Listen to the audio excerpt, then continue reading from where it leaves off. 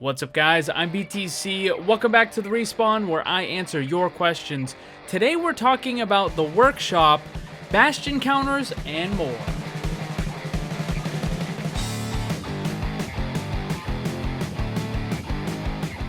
Today's video is sponsored by Audible. You can get a free audiobook to keep forever and support the channel by using the link down below. Today I'm recommending The Breach by Patrick Lee. It's the first in a trilogy. It's followed by Ghost Country and Deep Sky. This is a really cool urban sci-fi book series. Essentially, there's a portal that's created, and every now and again a piece of futuristic alien tech comes through the portal, and they have to figure out what it is and where all this stuff is coming from. You can get The Breach or any other book available in the Audible library for free by using the link down below. First question of the week, will you make any custom games in the workshop? Probably not. I mean, it seems like it would be pretty cool, but I don't think I really have the time to kind of mess around with all of the coding and the scripting that's necessary for that sort of stuff. I will say, if they ever make a fully developed map editor where you can control all of the front end, where you actually design the physical characteristics of a map as opposed to the workshop, which is the back end characteristics of hero creation and the map settings and all that sort of stuff. If they ever have that front end where you can make the maps, then I'll definitely do that. But as far as the scripting and stuff, I just don't really have the time to do it. Do you think Moira should have a slow? Probably not. I think Moira could definitely benefit from some form of utility, because as it is right now, she's just a very, very high healing character with a little bit of damage, but she just doesn't really offer much else, which is why she has such a low pick rate in the upper brackets, because the other healing characters have a lot of utility that they can bring to the table, and Moira just doesn't. So I think they could definitely give her a little bit of utility. I don't think a slow is really the right way to go with it, though. If Wrecking Ball is attached to a building, swinging and passes through Baptiste's ultimate, is he doing extra damage? The answer is no. I made a Mythbuster that goes over all of the different interactions with his amplification matrix and what sort of abilities get buffed and what don't. Essentially, it's only hit scan and projectile, so physically traveling through it with Diva's boosters or Doomfist's rocket punch or any of that sort of stuff is not going to buff the damage. Do you script these videos? So for the Respawn, I don't script it. I just kind of answer off the cuff. But for some of the other videos like guides and the versus videos and other things like that, or the plan to save Overwatch, I do make scripts for those because I want it to be worded a little bit more carefully. Will I get Overwatch League tokens if it says rerun instead of live?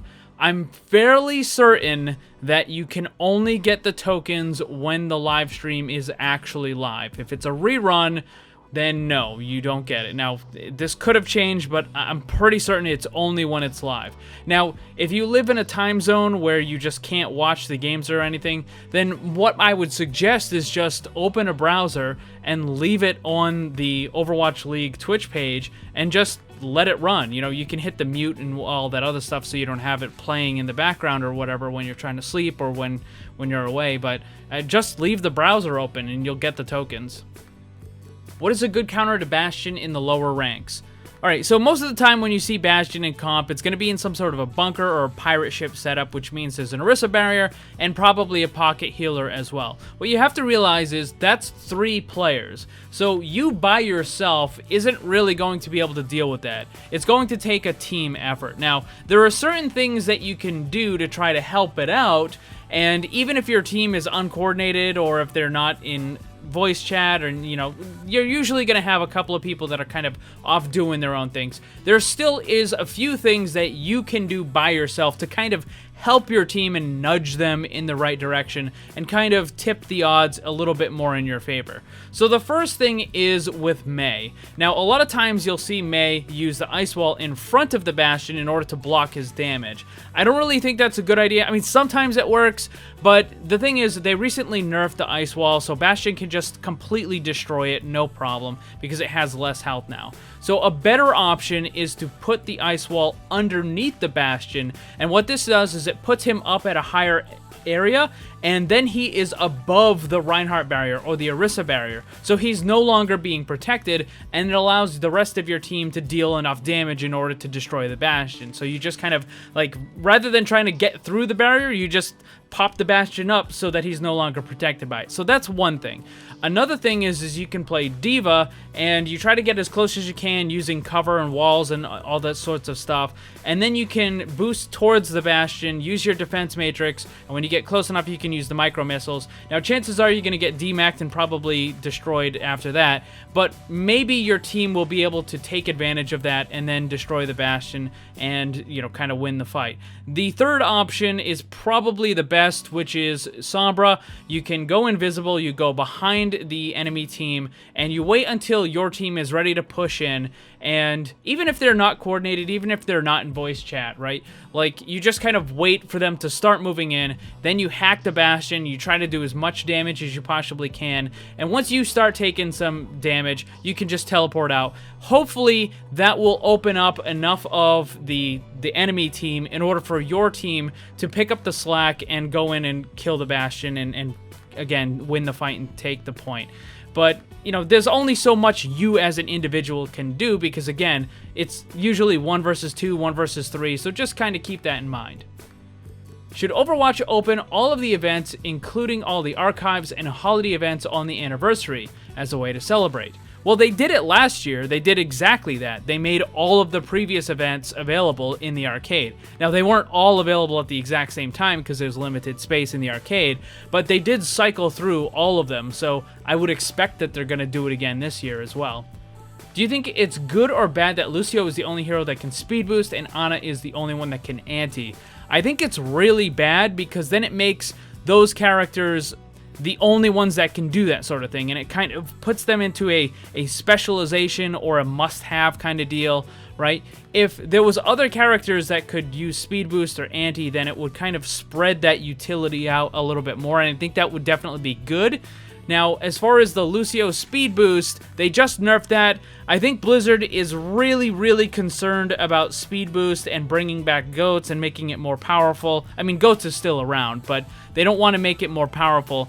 I think if they do add any sort of speed boost type stuff, particularly when you're buffing teammates, it's probably only going to be like a single target speed boost. What is the biggest problem of Overwatch right now? I would say the biggest problem is throwers, but another major problem is Smurfs, and also just hero balancing in general isn't all that good. There are still a lot of characters that are subpar, and there are other characters that are just really, really good. So the hero balance just is bad. But the number one thing I would probably say is throwers. Do you think you'll use Workshop to show examples of your hero concepts? No, because right now the Workshop, while you can do some pretty interesting things, when it comes to the visibility, the appearance of stuff, it's extremely limited. So you can make all these kind of interesting abilities, but it doesn't actually show anything, right? Like, you can make abilities that deal damage or whatever, but there's no visualization in the game. And, like, the best you can do is, like, kind of making these sparkles around the players. But the thing is, if all you're doing is making the sparkles, like, every single ability is just going to look the same. So it's just too limited right now. I don't think it's worth it. Do you think we'll be getting a new map or a new mode for Anniversary, or both? Well, we're definitely getting a new map. It's probably going to be an arena map, which is the deathmatch maps that we've been getting in the past. That's like Petra and Castillo and Black Forest and those. Those are all the maps we get for the Anniversary event. So we're almost certainly going to get one of those. And as far as a new game mode, I don't think we're going to get a new game mode. I talked about this in a previous video. I think if they do add something, it might be like a Yeti Hunt kind of boss fight thing where you play as Overwatch, particularly the strike team that went after Doomfist. So it would be Tracer, Genji, and Winston, and maybe Mercy if they throw that in there. But you would have those versus a boss mode Doomfist.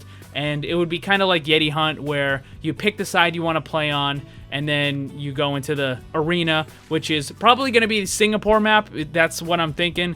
It seems to be that's what Blizzard is hinting at. The next map is going to be Singapore.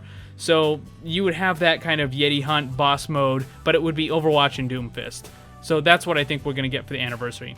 That's going to be all the questions for this week. I noticed some of you guys keep asking the same questions week after week, but I've already answered them in previous Respawn videos. Like, why do you use numbers for your abilities, or face reveal, or what about a character that can steal abilities, or copy abilities, or whatever. I've already answered those. On my Discord server, there's a channel set up that has every single question from all the previous Respawn videos, so you can go and check that out and find the questions that you're interested in, and then go check out the appropriate videos for that. Again, if you want to ask any questions, it's on Saturday. I post the little question card on my community tab on my YouTube channel. But once more, thanks to everybody who submitted one, and if you didn't get picked this week, you can try again next week. Thanks for watching, and if you'd like to see more, subscribe and hit that bell so you don't miss anything. Also, come hang out in my Discord server and my Twitch live stream. Special thanks to my Patreon supporters. If you'd like to see what kind of cool VIP rewards you can get, check the links down below. And remember, always blame the controller, because it's never your fault.